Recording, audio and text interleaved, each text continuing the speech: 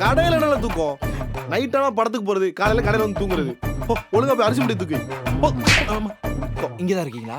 அக்கா, அண்ணனை சும்மா இருக்க சொல்லுங்க. எனக்குள்ள தூங்கி இருக்கிற மிருகத்தை அடிக்கடி தட்டி எழுப்ப பாக்குறாரு. ஏன் அவ என்ன பண்ணா? இந்த கடையில நான் தான் சீனியர், சோ எனக்கு ரெஸ்பெக்ட் கொடுக்கணும். ஓ, இவர் பெரிய கலெக்டர், ரெஸ்பெக்ட் கொடுக்க. ஓ, புருஷன் முன்னாடிமா சேர்ந்து என்னை அசிங்கப்படுத்த பாக்குறீங்களா?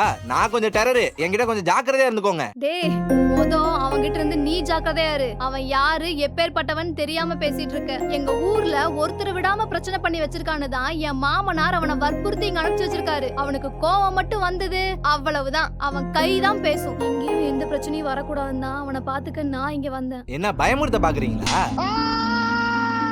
கேட்டுச்சா? ஆரம்பிச்சிட்டான். வா, அவன